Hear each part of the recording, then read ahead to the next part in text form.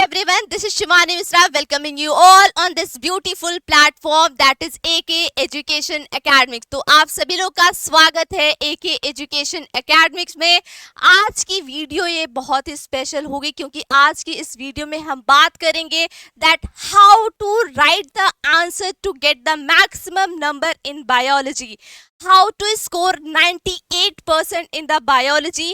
ये सारी चीजें आज इस हम वीडियो में डिस्कस करने वाले हैं बच्चों। सो यस बच्चों, आपके पास अक्टूबर, नवंबर एंड दिसंबर है। अक्टूबर में आप देख रहे होगे 15 डेज बचे हैं। नवंबर एंड दिसंबर, इन तीनों महीने में आपको अच्छे से प्रिपरेशन करनी है, एक प्लानिंग बनानी है, एक स्ट्रैटेजी बनानी है सो दैट आप एग्जाम में अच्छा से अच्छा स्कोर कर सको। अगर आपने अभी तक प्लानिंग नहीं की बेटा तो बहुत ही गलती कर रहे हो आप। आपको प्लानिंग कर लेनी है, आज से ही करनी है, अभी से करनी है, स्टार्ट कर देना आपको।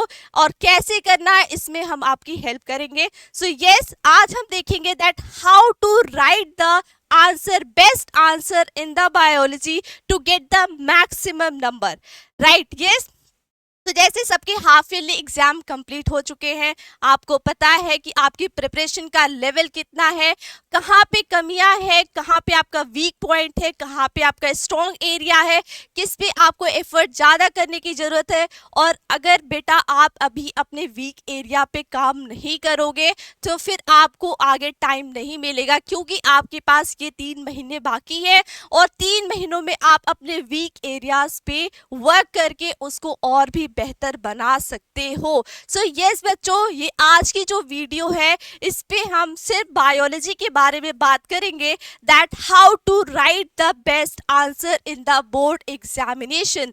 तो जैसा कि आप लोगों ने हाफ ईयरली एग्जाम को बर्बाद कर दिया है, बट बोर्ड एग्जाम को बर्बाद नहीं करना है, इसको इग्नोर नहीं कर सकते हो आप। और अगर आप ये सोच रहे हो कि इसको मैं ऐसे ही कर लूंगा, एक रात में पढ़ के कर लूंगा, तो ऐसा नहीं होने वाला बेटा। एक रात में अचीवमेंट नहीं मिलती है, आपको अभी से प्लानिंग करनी पड़ेगी, अभी से स्ट्रैटेजी बनानी पड़ेगी।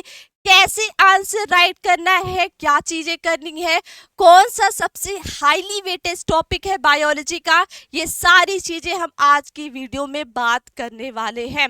सो यस बच्चों, जैसा वो कहते हैं ना कि you have 2 options, you have 2 choices that accept the situation or change the situation. You have 2 choices, accept the situation और चेंज द सिचुएशन। तो मैं ये कहूंगी बेटा चेंज द सिचुएशन, अपने सिचुएशन को चेंज करो। कैसे कर सकते हो? वो एक कोट है ना, कहते हैं hard work beats the talent when talent doesn't work. Hard work से, फोकस से, मेहनत करके आप अपने सिचुएशन को बदल सकते हो।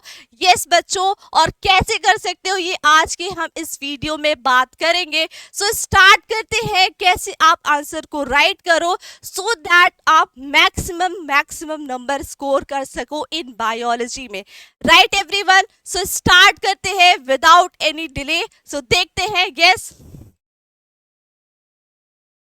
Yes how to write answers. देखो होता क्या है बच्चों, आंसर को राइट करने का एक तरीका होता है। किस तरीके? जैसे अगर पहला चीज तो ये होता है कि आप क्वेश्चन को ध्यान से पढ़ो, read the question carefully. Question को ध्यान से पढ़ो और उस क्वेश्चन को किस तरीके से आप रिप्रेजेंट कर रहे हो, that's the very important thing, और ये आपको पता होना चाहिए। सो फर्स्ट थिंग, अगर आप आंसर राइट कर रहे हो तो पैराग्राफ के अलावा आप उसमें बुलेट पॉइंट्स में, आप पॉइंट्स में आंसर अगर लिख रहे हो और कीवर्ड्स को अंडरलाइन कर रहे हो तो वो बहुत ही अच्छा लगता है देखने में, वो प्रेजेंटेशन बहुत अच्छी होती है। So yes, point wise answer, यानी कि पैराग्राफ में आपको आंसर नहीं करना है, पैराग्राफ में आंसर नहीं करना, आपको पॉइंट वाइज लिखनी है चीजों को, पॉइंट वाइज। ठीक है, आपको पॉइंट वाइज जाना है। एंड जो भी कीवर्ड्स होंगे बेटा, कीवर्ड्स को क्या करो, कीवर्ड्स को अंडरलाइन करो। कीवर्ड्स को क्या करोगे? अंडरलाइन करोगे। ठीक है, यस। सो पॉइंट में लिखिए इंस्टेड ऑफ पैराग्राफ, और जो कीवर्ड्स होते हैं उनको क्या करना है, अंडरलाइन करना है, ताकि एग्जामिनर की जो नजर है सबसे पहले उस कीवर्ड्स पे पड़े, ठीक है। सो यस, अब सेकेंड पॉइंट देखते हैं। यहाँ पे वही मेंशन है that underline the keywords, keywords को अंडरलाइन करना बिल्कुल ना भूले, तो उसको अंडरलाइन करना है सो दैट आप अपने मार्क्स को मैक्सिमाइज कर सको, ज्यादा स्कोर कर सको। एंड नेक्स्ट वन इज, जैसा कि आप बायोलॉजी का पेपर देते हो बेटा, तो ये जहां पे भी रिक्वायर्ड है, जहां पे जरूरत है, क्वेश्चन को ध्यान से पढ़ो। Again I am saying, question को ध्यान से पढ़िए। एंड जहां पे भी रिक्वायर्ड है डायग्राम बनाना, फ्लो चार्ट्स बनाना, उसको जरूर बनाइए, क्योंकि फ्लो चार्ट और डायग्राम बनाने से क्या होता है, आप बहुत सारी चीजों को एक फ्लो चार्ट में बता देते हो, सो दैट वो क्या होती है, सब चीजें कंक्लूड हो जाती है। तो flow chart and the diagrams are very very important in the biology. जहां पे ये रिक्वायर्ड हो आप उसको जरूर बनाएंगे, ठीक है। तो इसको हम क्या कह सकते हैं, दैट पिक्टोरियल रिप्रेजेंटेशन, ठीक है, पिक्टोरियल फॉर्म में, यानी कि डायग्राम और फ्लो चार्ट का इस्तेमाल करके आपको आंसर राइट करना है। तो आप खुद भी सोच सकते हो कि कभी भी आप जब नोट्स देखते हो जहाँ पे ढेर सारे डायग्राम बने होते हैं और फ्लो चार्ट्स बने होते हैं, तो आप को खुद को वो कॉपी देखने में बहुत अच्छी लगती है, राइट। तो ऐसे ही एग्जामिनर को भी वो कॉपी देखने में बहुत ही सुंदर लगती है, बहुत ही प्रेजेंटेशन उनका अच्छा लगता है। तो वहां पे क्या हो जाता है बेटा, मैक्सिमम मार्क्स मिलने के चांसेस हो जाते हैं। So yes, use the flow chart and the diagrams, यानी कि पिक्टोरियल रिप्रेजेंटेशन करिए बायोलॉजी की कॉपी में। That's the very important thing. So yes, अब यहाँ पे नेक्स्ट देखते हैं that yes बेटा, इसके बारे में हमने बात करी थी that अगर आप लेबलिंग करो तो लेबलिंग को एक साइड पे करो, ठीक है। लेबलिंग आप जब डायग्राम बना रहे हो बायोलॉजी में, सो लेबलिंग जब करनी होती है तो आपको उसको किस साइड में करनी होती है, एक साइड में करो, चाहे राइट साइड में करो, चाहे लेफ्ट साइड में, कहीं पे करो, लेकिन एक साइड में लेबलिंग होनी चाहिए। That's the very important thing. वो कैसे होती है उसको हम यहाँ पे देख लेते हैं। यहाँ पे आप देखिए, ये एक बोर्ड की कॉपी है, ठीक है, टॉपर की कॉपी है। आप यहाँ पे देखो कितने ब्यूटीफुली उसने डायग्राम को रिप्रेजेंट किया है। यहाँ पे देखिए लेबलिंग एक साइड पे है, यहाँ पे देखिए ये सारी चीजें बहुत ब्यूटीफुली बनाई गई है। तो ये कुछ इस तरीके से आप अप्लाई कर सकते हैं, इम्प्लीमेंट कर सकते हैं, और इससे आपके मैक्सिमम मार्क्स मिलेंगे बच्चा। ट्रस्ट में आपको बहुत ही अच्छे नंबर मिलेंगे, ठीक है। तो आपको कुछ इस तरीके से करना है। एंड यस, अगर आप कोई भी सेक्शन उठा, जैसे आप सेक्शन ए कर रहे हो, तो सेक्शन ए के सारे आंसर एक ही जगह पे करो, इधर उधर नहीं करो, तो उससे थोड़ा सा वो अलग हो जाता है, थोड़ा वो सही नहीं लगता है प्रेजेंटेशन। तो सेक्शन ए अगर कर रहे हो तो सारे क्वेश्चन वहीं पे करो, सेक्शन ए के आंसर सारे एक ही साथ लिखो। सेक्शन बी कर रहे हो तो उसके आंसर एक साथ लिखो। ये प्रेजेंटेशन का अच्छा तरीका होता है, राइट। अब यहाँ पे हम नेक्स्ट देखते हैं। तो कुछ इस तरीके से आप लेबलिंग कर सकते हो डायग्राम की।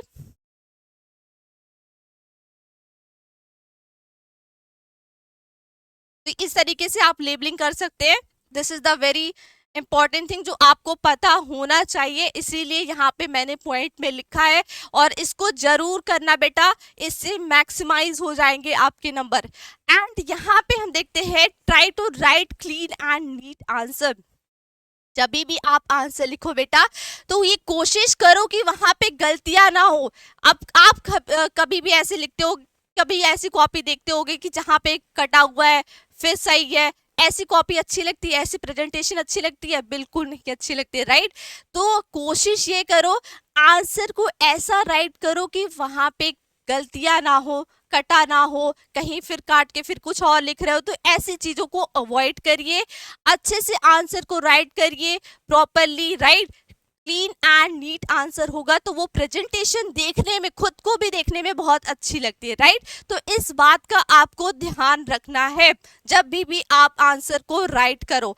अब यहाँ पे बेटा हमने ये बात करी दैट कैसे आप आंसर को लिख सकते हो, तो यस इसका अगर आप इस टिप को फॉलो करोगे आप अपने नंबर को मैक्सिमाइज करोगे, मैक्सिमाइज कर लोगे बेटा।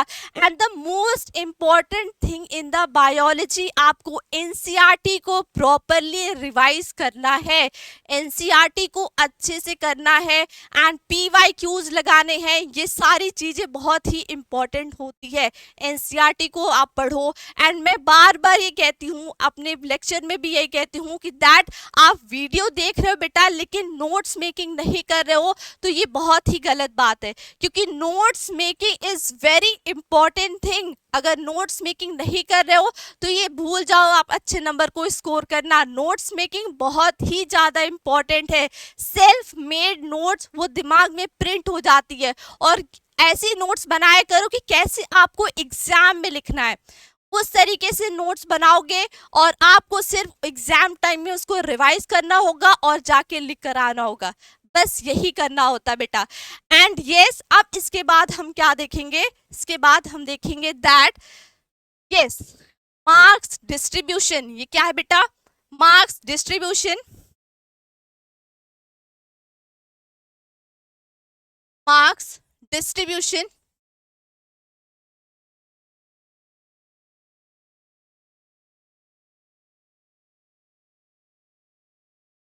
ठीक है। मार्क्स डिस्ट्रीब्यूशन में आप देख सकते हो बेटा ये कौन सा हाईली वेटेज टॉपिक है। हाईली वेटेज टॉपिक उसको तो आपको छोड़ना ही नहीं है, सबसे पहले वही करना है, राइट। तो यहाँ पे आप देखिए वेटेज कितना है, रिप्रोडक्शन का वेटेज है that is 16 marks and genetics and evolution का वेटेज है दैट इज 20 मार्क्स एंड यहाँ पे है that is biology and human welfare that is 12 marks का है। एंड यहाँ पे आप नेक्स्ट आता है biotechnology and its application that is of 12 marks and ecology and environment that is 10 marks. तो ये 70 मार्क्स का आपका थ्योरी का सेक्शन होता है एंड 30 मार्क्स का क्या होता है, प्रैक्टिकल होता है। हाँ तो ये कैसा होता है पैटर्न, इसके बारे में भी डिस्कस कर लेते हैं। That is the pattern of biology paper. Biology के बारे में स्पेशली हम बात कर रहे हैं तो इसी के बारे में देखेंगे दैट इज यस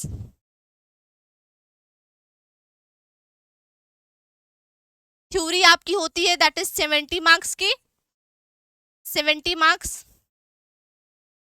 मार्क्स का होता है एंड आपका प्रैक्टिकल होता है दैट इज प्रैक्टिकल 30 मार्क्स के होते हैं, ठीक है, 70 एंड 30 मार्क्स। तो ये एक पैटर्न होता है, ये आपको पता होगा, नहीं पता है ऑफ कोर्स सबको पता होगा। 70 मार्क्स का आपका होता है that is theory and 30 marks का प्रैक्टिकल। तो ये कुछ पेपर का पैटर्न होता है एंड यहाँ पे आप देख रहे हो दैट हाईली वेटेज टॉपिक क्या है that is genetics and evolution, genetics and evolution. And आप देख सकते हो रिप्रोडक्शन दैट इज कितने मार्क्स का है, 16 मार्क्स के है। कितने मार्क्स के है, 16 मार्क्स के है। तो यस बेटा ये देख सकते हो कितने हाईली वेटेज टॉपिक है। तो इन सब हाईली वेटेज टॉपिक हो या ये टॉपिक्स हो सबको आपको अच्छे से अच्छा करना है। यस सबसे पहले आप यहीं से स्टार्ट करोगे, मैं ये कहूँगी सबसे पहले आप रिप्रोडक्शन से स्टार्ट करो, देन आप जेनेटिक्स एंड इवोल्यूशन, जैसा ये सीक्वेंस है वैसे स्टार्ट करो एंड आप एनसीईआरटी को अच्छे से पढ़ो, हर एक लाइन को अच्छे से पढ़ो, तभी आप मैक्सिमम नंबर स्कोर कर सकते हैं बेटा। एनसीईआरटी आप ऐसे सोच रहे हो कि एनसीईआरटी पढ़ूंगा नहीं मैं मैक्सिमम नंबर स्कोर कर लूंगा, तो भूल जाओ, नहीं हो पाएगा। सीरियसली मैं बोल रही हूँ एनसीईआरटी को पढ़ना ही पढ़ना है। आप कुछ भी देखिए, कोई भी लेक्चर देखिए, लेकिन द टेक्स्ट बुक पढ़ना इज वेरी इंपॉर्टेंट थिंग बेटा। टेक्स्ट बुक नहीं पढ़ोगी तो आपको डिटेल नॉलेज नहीं होगी एंड डिटेल नॉलेज होना बहुत ही ज़्यादा इंपॉर्टेंट है सो दैट आप मैक्सिमम नंबर स्कोर कर सको इन द बायोलॉजी। ठीक है। तो यहाँ पे जो इनके मोस्ट इंपॉर्टेंट टॉपिक है, जैसे रिप्रोडक्शन के क्या इंपॉर्टेंट टॉपिक है, जेनेटिक्स एंड इवोल्यूशन के क्या इंपॉर्टेंट टॉपिक है, एंड आप देख सकते हो biology and human welfare, biotechnology, इन सब के बारे में हम अलग वीडियो में बात करेंगे।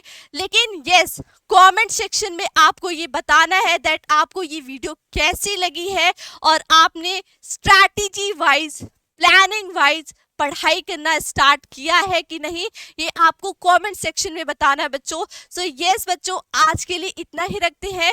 और आपको जितना टिप्स बताया गया है, अगर आप इसको फॉलो नहीं करोगे तो कुछ नहीं होने वाला, क्योंकि एक्सटर्नल मोटिवेशन 2-3 दिन के लिए होती है, 1 दिन के लिए, 2 दिन के लिए, 3 दिन के लिए होगी। लेकिन अगर आपके इनर से नहीं आ रहा है, इनर मोटिवेशन नहीं आ रहा है, तो बेटा कब आएगा? एग्जाम्स आ रहे हैं, अब से शुरू कर दो, प्लानिंग शुरू कर दो और कमेंट में बताओ कि आपने स्टार्ट किया है कि नहीं। So yes everyone, thank you, नमस्कार, मिलते हैं अगले क्लास में। Thank you.